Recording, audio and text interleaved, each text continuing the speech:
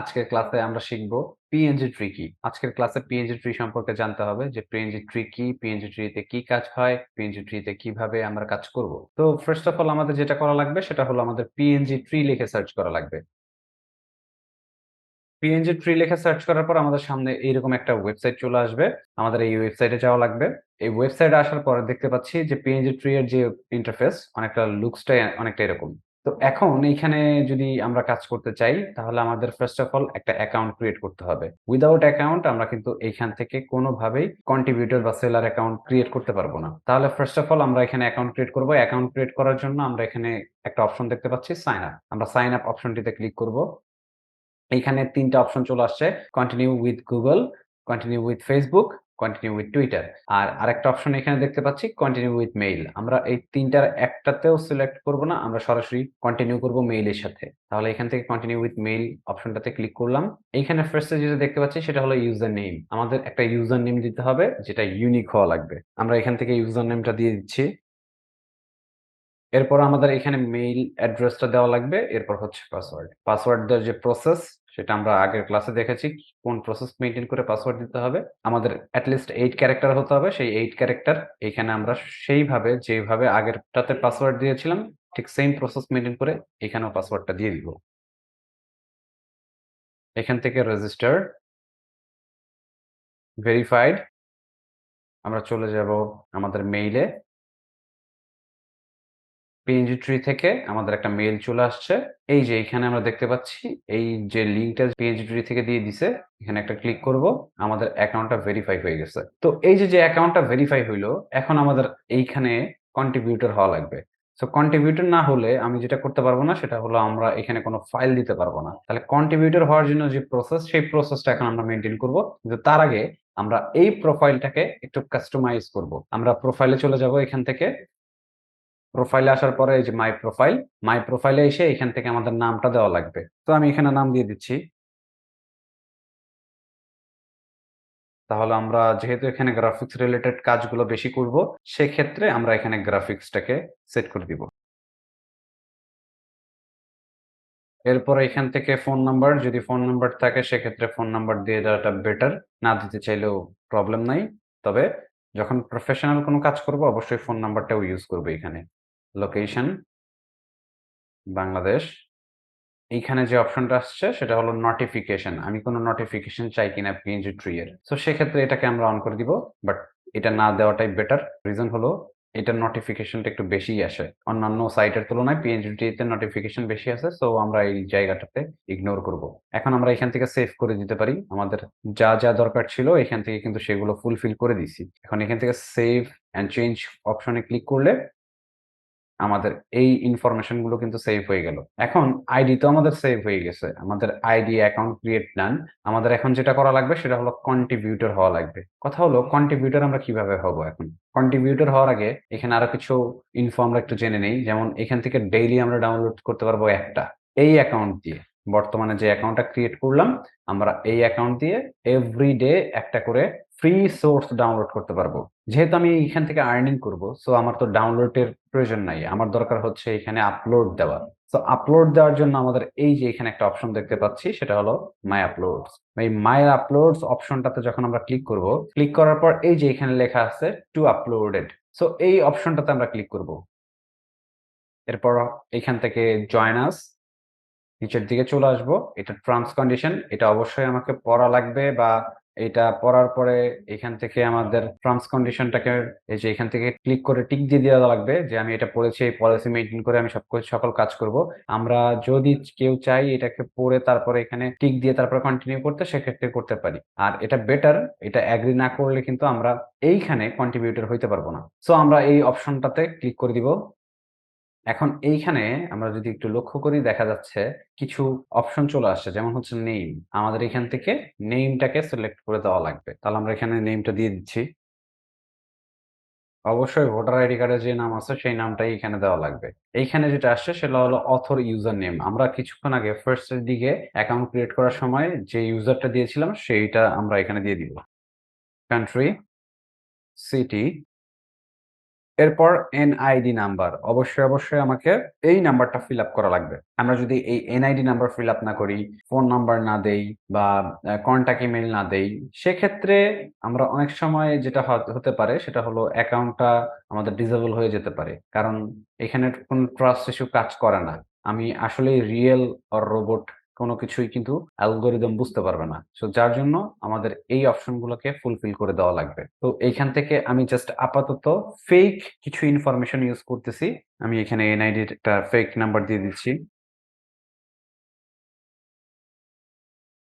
এরপর phone number আর email address. Phone number দিয়ে next করে দেখি ইমেইলও এখানে চাচ্ছে। তার মানে আমরা এখানে যে ইমেইল দিয়ে অ্যাকাউন্ট ক্রিয়েট করলাম সেই ইমেইলটা দিয়ে দিলাম। দিয়ে এখান থেকে আমরা করে দিব নেক্সট। নেক্সট করে দেওয়ার পর দেখা যাচ্ছে আমাদের এরকম টাইপের ২ টা ফটো দিতে বলতেছে। তাহলে আমরা এই যে এখানে চুজ ফাইল অপশনে চলে যাব। ধরলাম যে এখান থেকে আমরা যেকোনো একটা ভোটার আইডি কার্ডের ইনফরমেশন যেগুলো আছে ফন্টের ব্যাকের। এটা কিন্তু ফন্ট, এটা ব্যাক। সো এইভাবে আমাদের ইমেজটাকে তুলে তারপরে এখানে আপলোড করা লাগবে। তাহলে এইখান থেকে আপাতত জাস্ট আমি কিছু ইমেজ ইউজ করতেছি যেগুলো যদিও এটা ভোটার আইডি কার্ডের না, তারপরে ইউজ করতেছি। কিন্তু আপনারা কিন্তু এই কাজটা করবেন না। অবশ্যই এইখানে আপনাদের ভোটার আইডি কার্ডের ১ম পার্টের ছবি এই পাশে ইউজ করবেন। আর পেছনের পার্টের যে ছবিটা আছে সেটা এখানে ইউজ করবেন। আর যে প্রসেস মেইনটেইন করে দেখানো হচ্ছে ঠিক সেম প্রসেস মেইনটেইন করে আপনারা এখানে আপলোড করবেন। তো আমি এখান থেকে জাস্ট ধরে নিচ্ছি এটা আমার ভোটার আইডি কার্ডের ফন্ট। এটাকে আমরা ইউজ করে দিলাম। এটা আমার ব্যাক, এটা আমরা এখান থেকে ইউজ করে দিলাম। জাস্ট অ্যাকাউন্ট ক্রিয়েটের যে প্রসেস সেটা আমি দেখাচ্ছি। পরবর্তীতে আপনারা এখান থেকে এই প্রসেস মেইনটেইন করেই কিন্তু অ্যাকাউন্টটা ক্রিয়েট করতে পারবেন। এরপর এখান থেকে করে দিব নেক্সট। এখন আমাদের এইখানে যেটা দেখতে পাচ্ছি সেটা হলো আমাদের মেইলে কিন্তু আরেকটি ভেরিফিকেশন মেইল চলে গেছে। আমাদের মেইলটাকে ভেরিফাই করা লাগবে। সেক্ষেত্রে আমরা মেইলে চলে আসবো।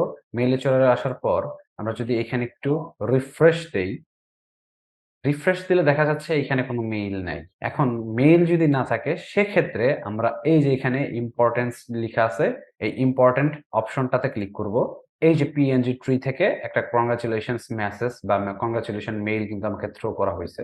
এখান থেকে কনফার্ম মেইল। আবার অনেকের ক্ষেত্রে এইখানে না এসে সেটা স্প্যামে চলে যেতে পারে। স্প্যাম। তো এইখান থেকে আমরা সেই জায়গাগুলোকে চেক করে দেখব স্প্যামে আসছে না ইম্পোর্টেন্ট আসছে। সো এটা দেখে তারপর হচ্ছে সেই জায়গাটা থেকে আমরা কনফার্ম ইমেইল করে দিলেই কিন্তু আমাদের অ্যাকাউন্টের যে ড্যাশবোর্ড এক কথায় আমাদের কন্ট্রিবিউটর ড্যাশবোর্ড যেটা সেটা কিন্তু এইভাবে শো করবে আর এইভাবে চলে আসবে। সবথেকে মজার বিষয় হলো গুগলের যেকোনো ছবি নিয়ে আমি এইখানে PNG করে তারপরে এইখানে আপলোড করে দিয়ে কিন্তু আর্নিং করতে পারবো। আর এইখানে ডাউনলোডের পরিমাণও অনেক বেশি, অ্যামাউন্টও দেয় ভালো। ওভারঅল সব মিলিয়ে আমরা ভালো একটা সেল জেনারেট করতে পারবো যদি আমরা এই সেক্টরে প্রপার এফোর্ট দেই। আমরা যে সকল বিষয় নিয়ে কাজ করব যেমন এখানে হচ্ছে ব্যাকগ্রাউন্ড আপলোড, এরপর এখানে আছে টেমপ্লেট আপলোড, PNG আপলোড, তারপর হচ্ছে text effect upload, AI working upload, মানে AI দিয়ে তৈরি করে সেই জিনিসটাও আমরা এখানে চাইলে আপলোড করতে পারবো। সো এটা একটা অ্যাডভান্টেজ যে PNG ট্রিতে অনেক অপরচুনিটি বা অপশন দেওয়া আছে যেগুলো দিয়ে আমরা যেকোনো ইমেজকে আপলোড করে সেখান থেকে কিন্তু প্যাসিভ আর্নিং করতে পারবো। এখন ধরলাম আমরা এখান থেকে টেমপ্লেট অথবা PNGর কোনো একটা কিছু আপলোড করব। তো ধরে নিচ্ছি আমরা টেমপ্লেট আপলোড করব। টেমপ্লেট আপলোড করার জন্য আমরা টেমপ্লেট আপলোড এই অপশনটাতে ক্লিক করব। ক্লিক করলে আমাদের সামনে এরকম একটা ইন্টারফেস চলে আসবে। এইখানে আমাদের কিছু যে ক্রাইটেরিয়া আছে সেগুলো কিন্তু দিয়ে দিছে যে আমরা আমাদের কি ফরমেট বা কি প্রসেস মেইনটেইন করে আমাদের এখানে ফাইল দেওয়া লাগবে। ফার্স্ট অফ অল হলো আমাদের জিপ ফাইল করে দেওয়া লাগবে। প্রথমত জিপ ফাইলের মধ্যে সোর্স ফাইলের মধ্যে থাকবে PSD, যদি ফটোশপের জন্য হয় AI, ইলাস্ট্রেটরের কাজ হলে EPS আর থাম্বনেইল। আর এখান থেকে PNG আর JPG ফাইলটাকে আমাদের একটা জিপের মধ্যে রাখা লাগবে।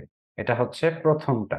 Number 1 thumbnail size. থাম্বনেইল সাইজে আসলে PNG ইমেজ, তারপর হচ্ছে টেমপ্লেট, টেক্সট ইফেক্ট ওভার ১২০০ থেকে ১২০০। এক কথায় হলো ১২০০ ইনটু ১২০০ পিক্সেলে আমার সেই জিনিসটাকে বা সেই সাইজটাকে নিয়ে কাজ করা লাগবে। থাম্বনেইলে যে সাইজটা সেইটা। এরপরে ব্যাকগ্রাউন্ডের জন্য এখানে আমরা কিছু সাইজ দেখতে পাচ্ছি।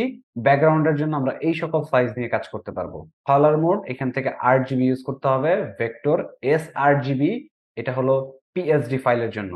ইলাস্ট্রেটরে করব 8GB আর ফটোশপে করব আমরা sRGB। আমরা যখন 8GB নেই, sRGB নেওয়ার পর নিচের দিকে আমাদের অ্যাডভান্স অপশনের মধ্যে sRGB অপশনটা থাকে। সেখান থেকে অবশ্যই এটাকে সিলেক্ট করে দেওয়া লাগবে, মাস্ট বি। রেজোলিউশন 300 ইউজ করা লাগবে।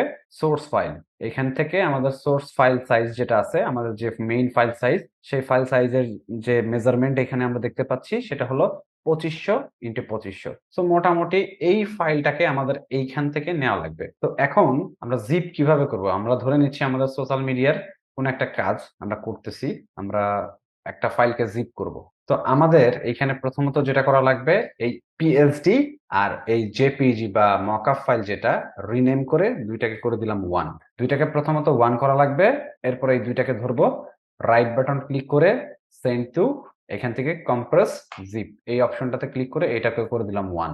এই আমাদের জিপ ফাইল হয়ে গেছে। এখন এই জিপ ফাইলটাকে আমরা ড্র্যাগ করে নিয়ে আসলাম, এইখানে এনে ছেড়ে দিলাম। এইখান থেকে আমাদের ওয়েটিং এ আছে, যেটা করা লাগবে এই যে অপশনটা আছে এই অপশনটাতে ক্লিক করা লাগবে। আমরা এখানে 100% কমপ্লিট করে ফেলছি। এখন এই যে এখানে একটা অপশন দেখতে পাচ্ছি সেটা হলো এড ওয়ার্ক ইনফরমেশন। সো আমরা যদি এড ওয়ার্ক ইনফরমেশন এ আসি, সেক্ষেত্রে এই যে এখান থেকে কিন্তু আমরা সেই ফাইলটা দেখতে পাচ্ছি। এখন এই ইমেজের মধ্যে এইখানে কিন্তু দুইটাই আছে। সো এইখানে আমরা ডাবল ক্লিক করব। ডাবল ক্লিক করলে আমাদের ইনফরমেশন যে পেজ সেটা কিন্তু চলে আসবে। এখান থেকে দেখতে পাচ্ছি আমাদের সোর্স ফাইল, তারপর হচ্ছে ক্যাটেগরি, এরপরে ফন্ট ইউজের কোন ফন্ট ইউজ করেছি, এরপর টাইটেল সবকিছু এখানে কিন্তু দেখতে পাচ্ছি। তাহলে এইখানে আমাদের যেটা করা লাগবে সেটা হলো সবকিছু এখানে ধরিয়ে দেওয়া লাগবে। প্রথমত হলো ক্যাটেগরি, আমরা এখানে কি ক্যাটেগরির কাজ করেছি সেটা এখান থেকে আমাদের সার্চ করে বের করা লাগবে। ব্যানার, আমরা ব্যানার কিন্তু পেয়ে গেছি। এরপর হচ্ছে সেকেন্ড ক্যাটেগরি, এটা কিসের উপরে বেস করে, ফুড নাকি ফ্যাশন নাকি সেল, তাহলে এটা তো সেল রিলেটেড দেখতেছি। সো এইখান থেকে আমরা সেটাকে সিলেক্ট করে দিতে পারি যে আমি সেল পারপাসে এটাকে ডিজাইন করেছি। এরপর হলো ফন্ট, আমি কোন ফন্ট ইউজ করেছি। এখান থেকে যদি আমরা অন্য কোনো ফন্ট ইউজ করে থাকি সেক্ষেত্রে সেই ফন্টটাকে আমরা, ফন্টের যে লিঙ্ক আছে ডাউনলোড লিঙ্ক, সেই ডাউনলোড লিঙ্কটা এখানে দিয়ে দিব। অবশ্যই সেটা দিয়ে দিব। ধরে নিচ্ছি আমরা এখান থেকে যে কোনো একটা ফন্ট ইউজ করেছি। তো ধরে নিলাম আমরা এরকম টাইপের একটা ফন্ট আমরা ইউজ করেছি। সেক্ষেত্রে এই যে ডাউনলোড যে লিঙ্কটা, এই লিঙ্কটা আমার দরকার।